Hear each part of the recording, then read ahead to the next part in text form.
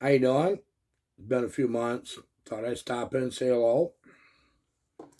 Had a little setback. Three little setbacks. That's tired of talking about health. Let's talk about what's next. Well, it's like this. Today I have an EKG, ECG, or whatever you want to call it. Let's see if things are working better. My oxygen content is up to 92%. That's better than it has been. I'm starting to be able to think better.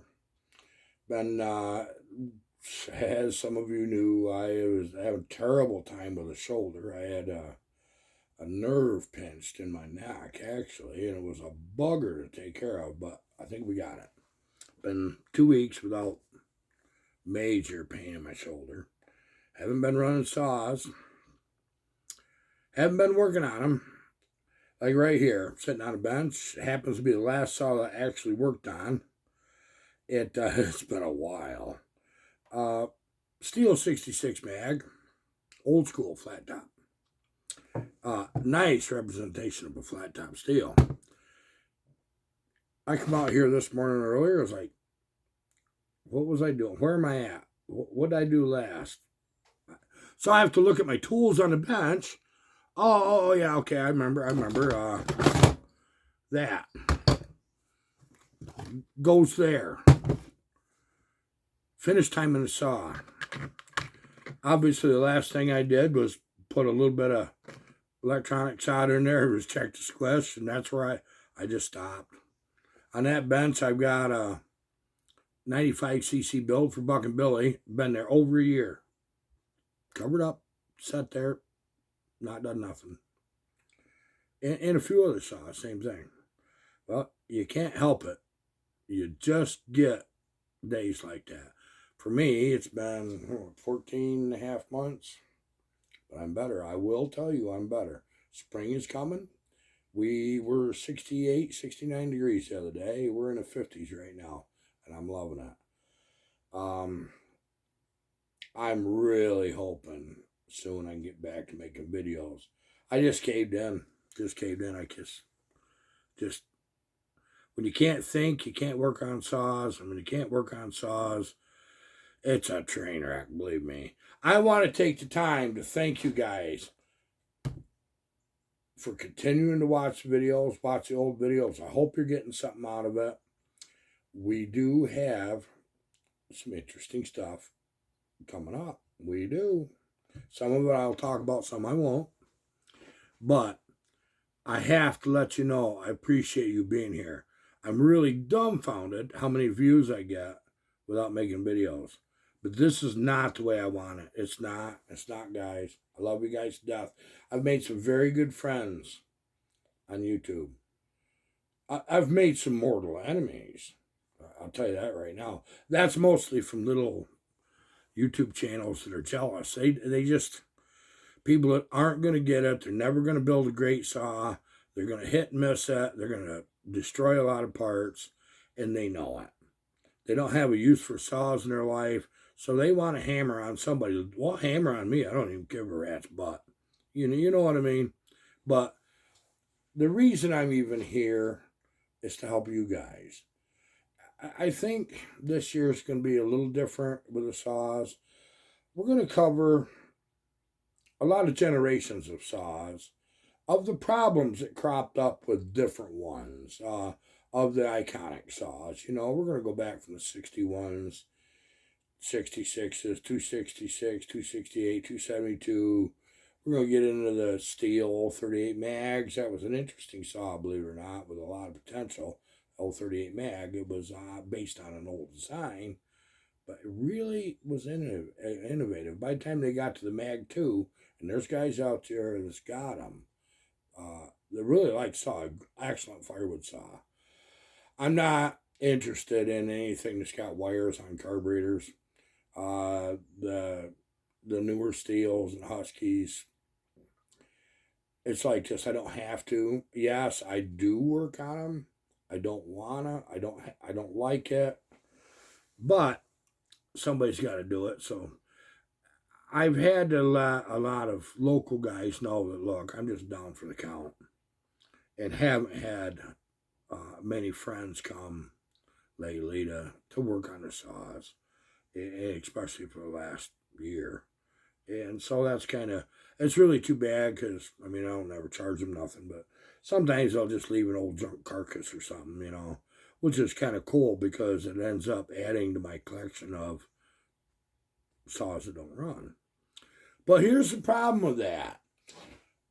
I have so many saws that I personally own that were either A, bought by me brand new when I was logging, or given to me by somebody at a later date that I don't even have a clue what they are, where they come from. Some of them I remember completely.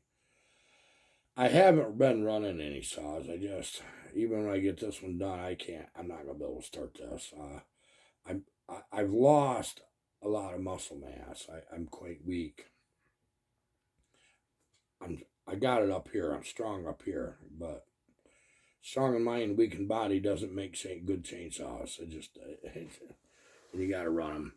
I've got a couple saws here. It's been here a long time. I'm going to get them back to the people who own them. Thank you for being patient. But a special thanks to those of you that gave super thanks. You guys just astound me. I'm not asking for money. I don't even care about your money. I care about your friendship, and I care about you being here with me on this journey. This is, unfortunately, the last 14 months is the bad part of the journey. This is life. This happens. Nothing you can do about it. But, tell you what, last year at this time, I was in bad shape with AFib. Then, as you know, most of you, I had a heart attack in May because it went too long in AFib. Your heart can't run 150 plus beats a minute forever without something bad happening. And of course, after surgery, ended up with a bout of pneumonia, ended up in the hospital a few times. And I've been fighting ever since for two things to happen. Number one, try not to go on the ground and try not to go back in the hospital. That's, I fought both of them off. I think we're good. I've had a beard all winter. We got a warm day. Decided it's time to get rid of it. Now my face feels funny. I had a beard down here. I always wear around a beard in the winter. It's part of my life. It really is. I'd love to get into some of the saw problems that were recurrent on my favorite saws, the 44 and 46, 66 steel, 365, 372, 385, 390 Husky, 394, 395 Husky, 272s, 268s, great saws. Each design had a set of problems. They were either minor or would become major. Saw maintenance was everything. I'm going to tell you that right now. If you take care, I don't mean it's got to be squeaky clean. I'm saying don't let the sawdust and oil build up around your cylinder, your starter cover. Let's make sure that's clean and good working order. The things that happen to saws that keep you from being able to run them to get your work done, whatever your work is. It recoils. How do you take care of a recoil properly to maintain it? Like the steel, 44 right on up through. They were notorious for them dogs, little plastic dogs wearing out. You'd get one that kind of catch them, one wouldn't. Keep a set of them on hand. I recommend OEM in them parts. You can get away with some of the aftermarket for dogs, but not very long. There is some parts that have got to be OEM.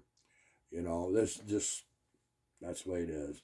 The 372s, it's got where that a lot of the recoils, the reel is so bad, the bushing's got out of it.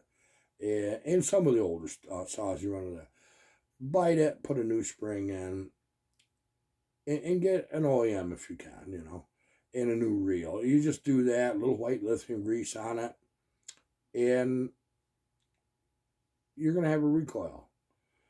These are the important things. I'm going to tell you what kills saws: exhaust leaks. If you get a leak at your muffler, sometimes you don't know you have a leak at your muffler, okay, especially on the steels. That's one thing that it was a chronic issue. But the Husqvarna, any of them can do it. Husqvarna's with the quad loop transfers. Um, as you know, I don't run base gaskets on many saws.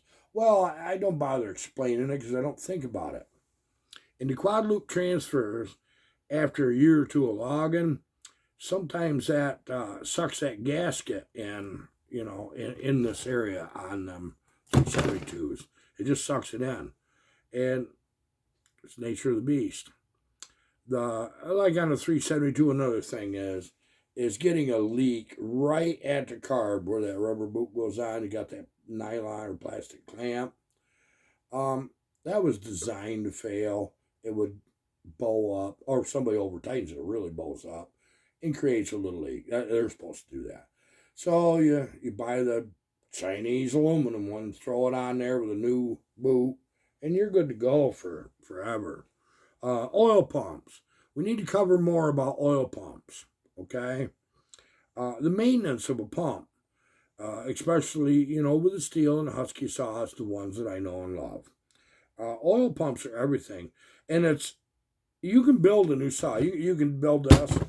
Don't do anything about that oil pump. Don't look at it. You're going to have a problem. The holes in the bars, a lot of them have got really quite small because they must run some thin, crappy freaking bar oil now, which I don't like it, but if that's what you get, you get. So you need more oil. You do. How to do the mods on these saws. If you guys have particular saws that you want to see covered, say something. I probably got them right here.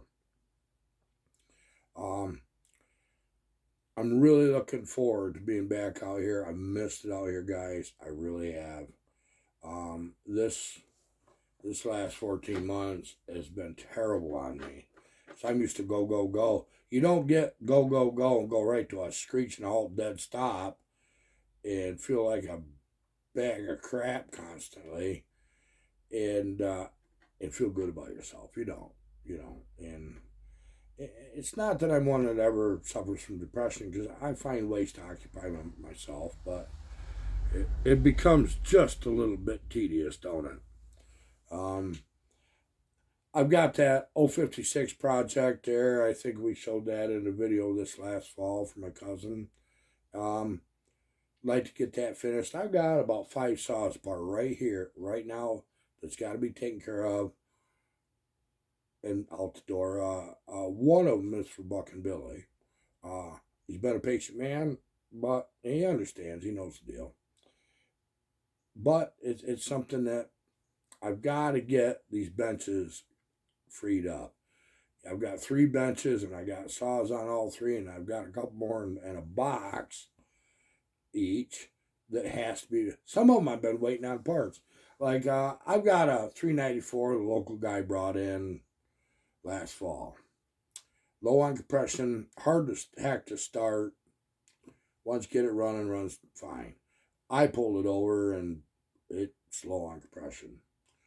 So we need to get he's a logger, he kind of needs that saw. And so in a 394 you have an intake gasket, carburetor bolts right on the block. It vibrated enough, either block cracks or you get a leak there. We need to show how to test for leaks. Easy stuff you don't have to have complicated tools for. How does a logger maintain his own saws? This is what you guys need to know. Saw maintenance is everything.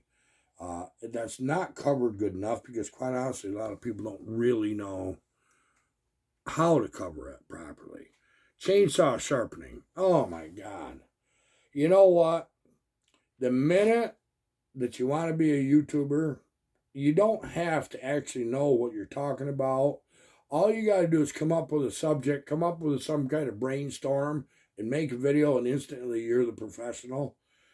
I've seen some real, not just Chainsaw World, other things too, that some of the most asinine things on YouTube. But with the chainsaws especially, Oh, that's a really bad idea. You're going to get somebody killed. There, sort the information out, guys. Do that. Um, with the amount of haters out there, you know, you're going to be a keyboard warrior in a second, especially if you've got a little YouTube channel. The reason these channels don't grow is because they don't have valid information and they're not very personable.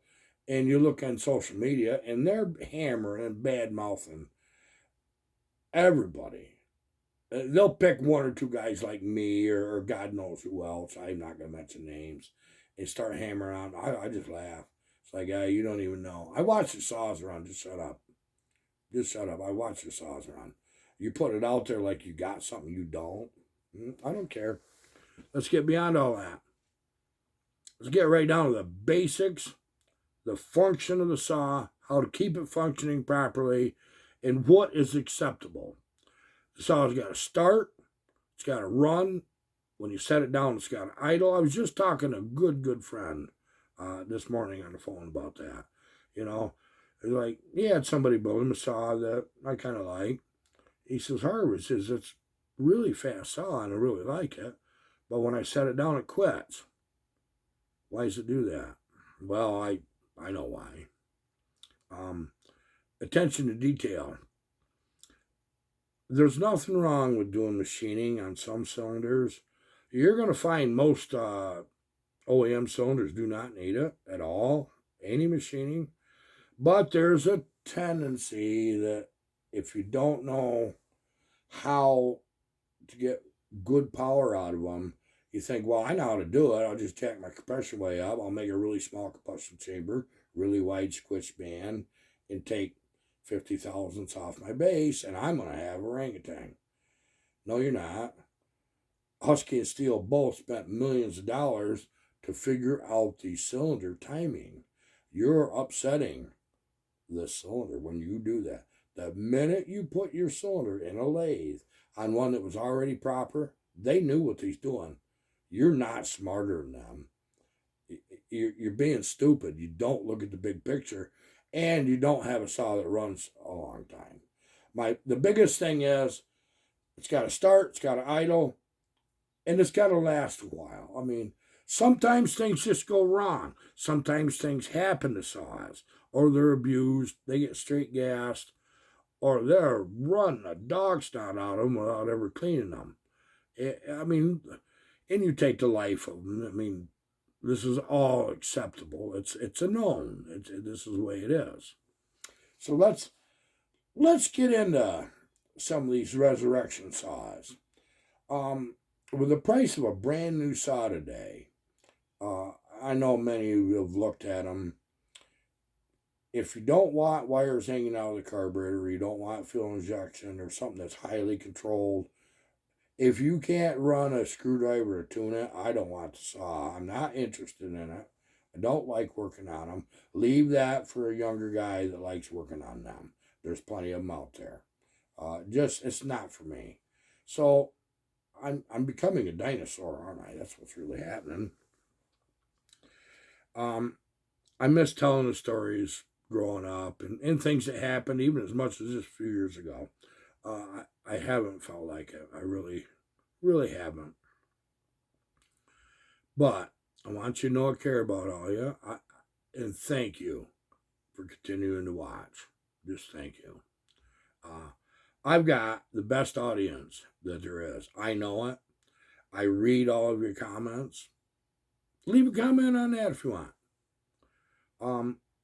I try hard to help as many people email me as I can, or the people that I've talked to on WhatsApp. I try hard, but this last year it hasn't been where that I've done as much as I would like, quite honestly, but it's getting better. I see a light at the end of the tunnel. That's what I see. And I can look right around here and know my world's blessed. I love working in this shop. I love it. It's a nice little room here. Got a nice source of heat right here. So what's next? What's next? Well,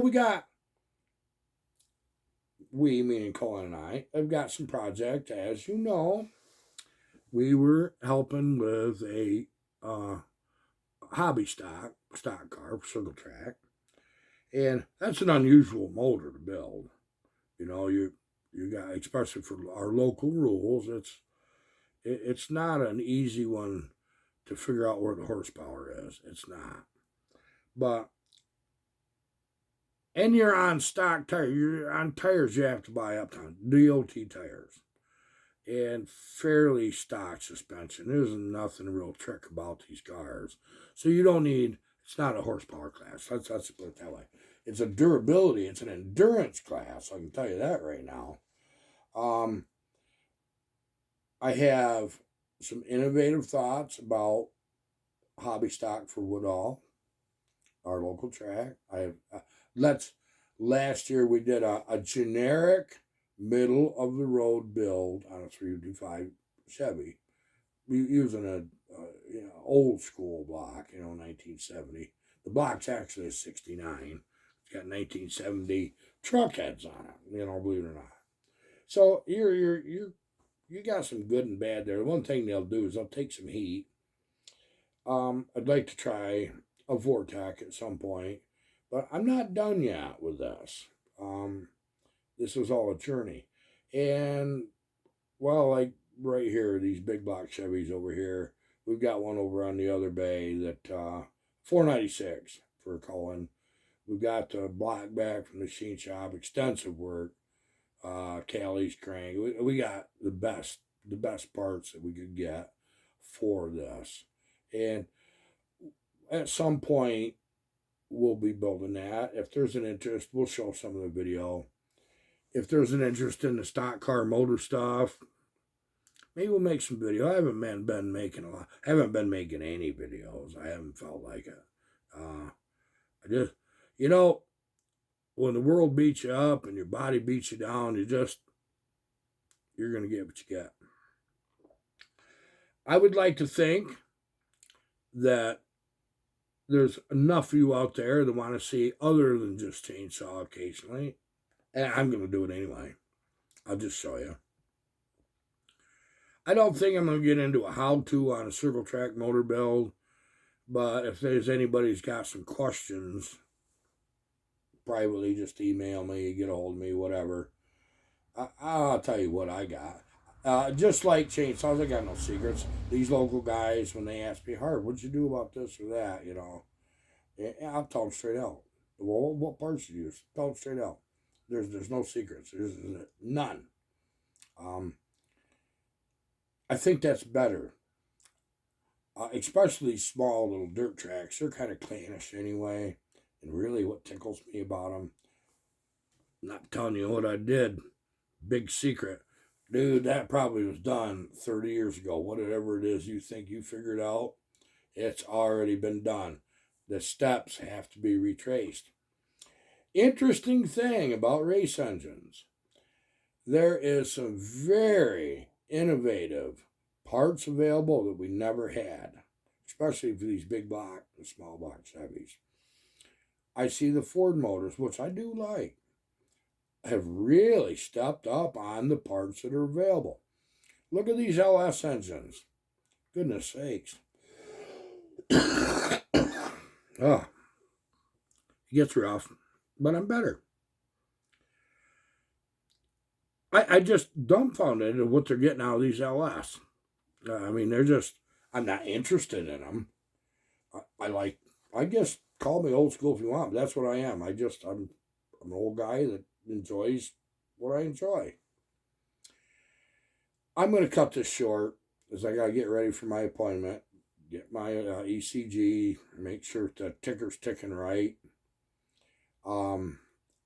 We will be doing much shortly. As long as I don't have another friggin' hiccup or a setback, I've had way too many this year. It's been a bad year. But I wanted to pop in and say hello. Tell you I love all of you. And just thanks for being there. And just thanks for the super chat. Super thanks, guys. Thank you. It's not necessary. But everything helps, Well, I'm going to let you go for now. And hopefully soon I'll see you. Goodbye.